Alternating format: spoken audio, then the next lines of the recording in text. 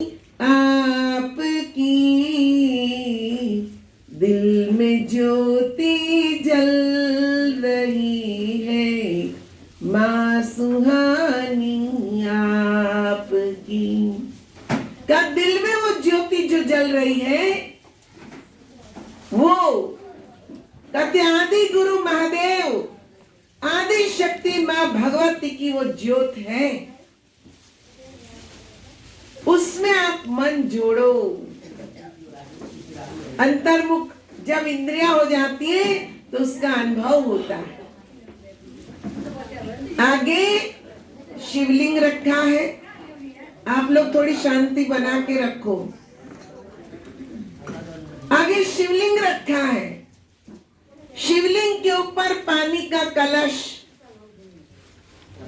और उस कलश से एक एक बूंद पानी की टपकती रहती है।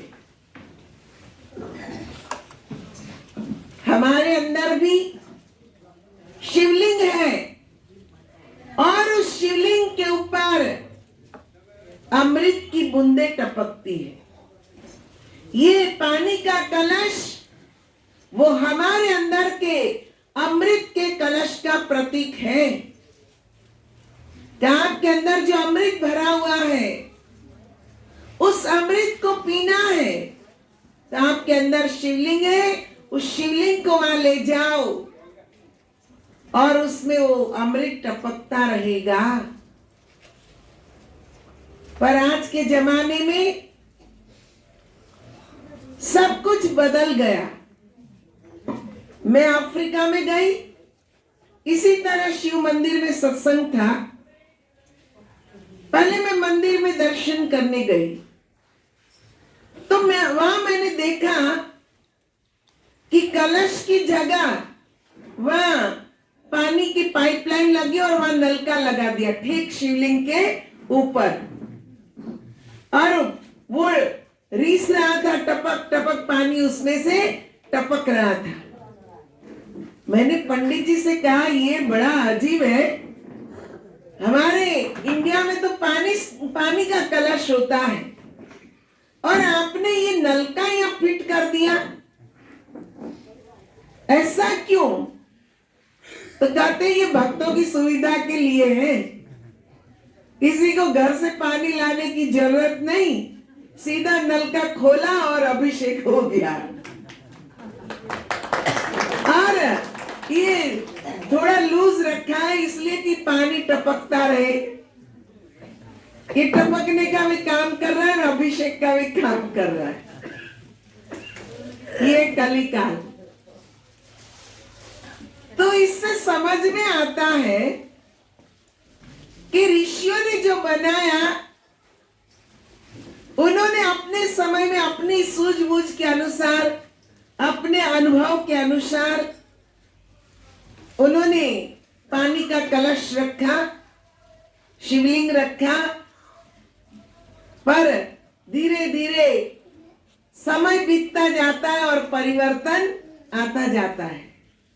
हम अपनी सुविधाओं को देखते हैं और उसके बाद आरती होती है। आरती का मतलब क्या है? हम कर तो लेते हैं सुबह शाम अपने घर में आरती, पर आरती का मतलब समझते नहीं है। मंदिर में सत्संग में जाएंगे, भाई सत्संग हो गया, भजन कीर्तन हो गया, अब लास्ट में होती है आरती। उस समय हमारा मन आरती में नहीं होता है, कहाँ होता है? अपने चप्पलों की तरह। ओम जय जगदीश हरे, स्वामी जय जगदीश हरे। बार बार देखते रहते, कोई चुरा तो नहीं ले गया, है ना? अधिकतर मंदिर में कुछ लोग ऐसे आते हैं जो चप्पल ही चुराते हैं। कौन सी नई चप्पल आई पहन के, सब लोग आए उससे पहले पहन के चले जाओ। तो मन भगवान में रहा क्या? आरती का अर्थ होता है आर्तनाद। भगवान को अंतःकरण से पुकारो। अंतःकरण से पुकारोगे तभी तो वो प्रकट होंगे, पर अंतःकरण तो कहीं और चला गया। केवल हाथ ही जोड़े आगे, पर बार बार मुंह और आंखें पीछे जाती रहती है कि कहीं कोई चप्पल न ले जाए। तो ये आरती नहीं हुई।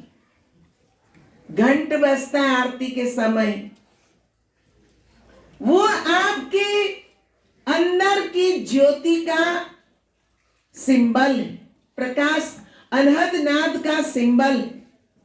आपके अंदर निरंतर नाद चल रहा है। निरंतर आरती के समय हमने ज्योत जलाई, वो इशारा करता है। क्यों घुमाते हैं? घुमा इसलिए रहे हैं कि यही ज्योति स्वरूप परमात्मा चारों ओर सब जगह व्यापक है। कोई भी ऐसा स्थान नहीं जहां भगवान नहीं, सब जगह वो व्यापक है। पर आर्तनाद से पुकारो तभी वो प्रकट होंगे। और उसके साथ साथ घंट बजाया जाता है, ये इशारा है प्रभु को प्रकट करना है, ज्योति स्वरूप में प्रकट करना है। तो पहले मन अनहद नाद में ले जाओ। आपके अंदर 24 घंटा दिन रात बिना बजाए निस दिन बाजे, घंटा शंख नगारी रे। बहरा सुन सुन मस्त होते, तन की खबर विसारी रे। अचरज देखा भारी साधो, अचरज देखा भारी रे। काप के अंदर 24 घंटा वो अनहद नाद बज रहे, उसको सुनो। बाहर के घंट शंख नगाड़े अंदर के नाद का प्रतीक है, पर हम अंदर कभी नहीं जाते। बाहर हो गया, बस हो गई भक्ति। प्रतीक में हम डूबे हुए हैं, पर वास्तव में प्रतीकात्मक भक्ति छोड़कर हमें रियल में भक्ति करनी है। उसके बाद प्रदक्षिणा करते हैं चारों तरफ। उसी मंदिर में, मैं अफ्रीका में जो अभी मैंने बात बताई, वहां सत्संग कर रही थी। रात का समय था, एक बहन आई और वो प्रदक्षिणा कर रही है। 1 घंटा हमने सत्संग सुना है, 1 घंटा वो प्रदक्षिणा करती रही, फटाफट चल रही है। जैसे हमारा सत्संग समाप्त हुआ, आरती हुई, तो वो भी प्रणाम करने आई। तो मैंने उससे पूछा, आज तो आपने 1 घंटा बड़ी प्रदक्षिणा करी, प्रदक्षिणा का मतलब क्या है? कहती है, मैं तो नहीं जानती, मैं तो वॉक कर रही थी। इनका यही मिला वॉक करने के लिए। कहती क्या करूं, या तो इतनी लूट मार है, अकेली लेडीज कहीं घूम नहीं सकती। मैंने सोचा आज इतने लोग बैठे तो मंदिर में प्रदक्षिणा करते करते वॉकिंग कर लेती हूँ। मैंने पहले कहा ना, हम अपनी सुविधा देखते हैं। भक्ति क्या है ये तो हम जानते ही नहीं। प्रदक्षिणा का अर्थ ही होता है, पूरी सोलर सिस्टम को आप देखो तो सूर्य बीच में है और उसके चारों तरफ सारे प्लैनेट्स घूम रहे हैं, प्रदक्षिणा कर रहे हैं। अगर बीच में से सूर्य निकल जाए तो और प्लैनेट सब आपस में अथड़ा के टूट जाएंगे, सब टकरा जाएंगे। तो सूर्य में इतनी ताकत है कि और प्लैनेट्स को अपनी गति में वो परिभ्रमण कराता रहता है। ये प्रदक्षिणा सिखाती है कि आपके जीवन में आपके सेंटर पॉइंट भगवान होने चाहिए।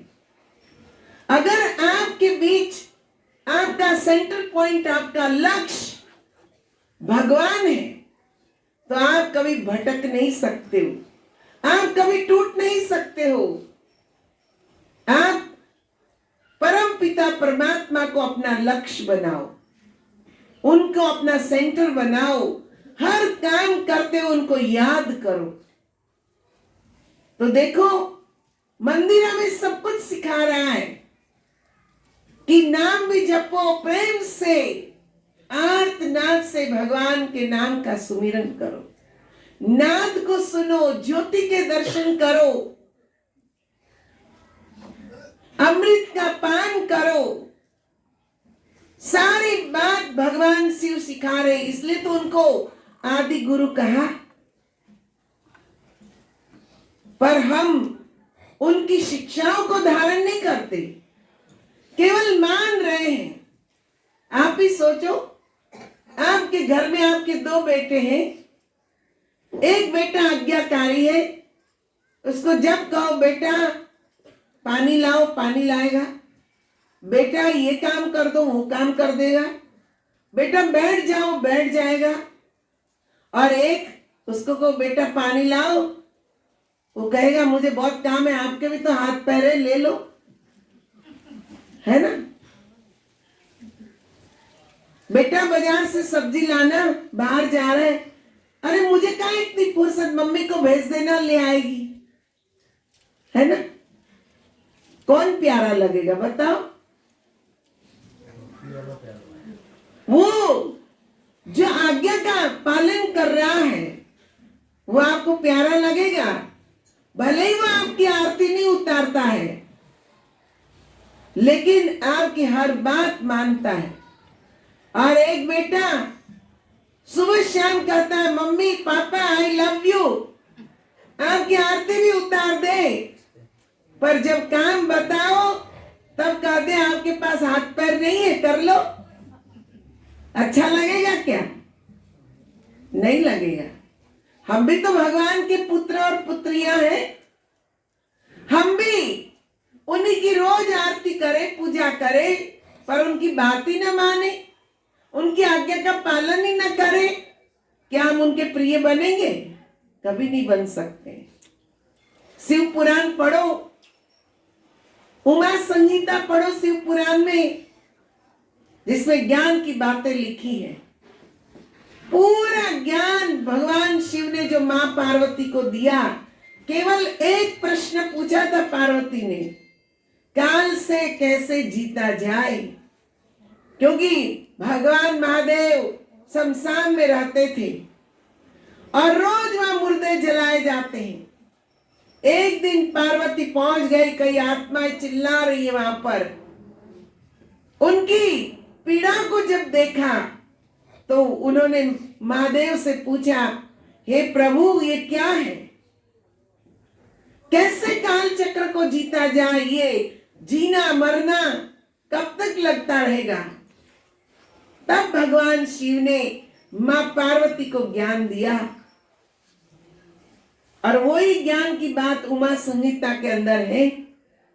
भगवान कहते ही शरीर में प्राण रहे तब तक ध्यान करना चाहिए, नाम सुमिर करना चाहिए, अमृत का पान करना चाहिए, अनहद नाद को सुनना चाहिए। आज्ञा तो प्रभु ने दे दी, पर क्या हमने, एक मुझे शिव पुराण की कथा करने वाले कथावाचक जी मिले,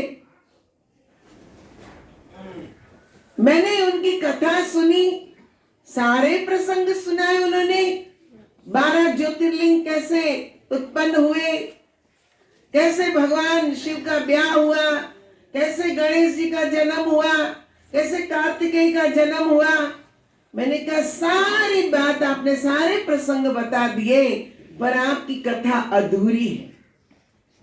पूर्ण तब होगी कथा जिस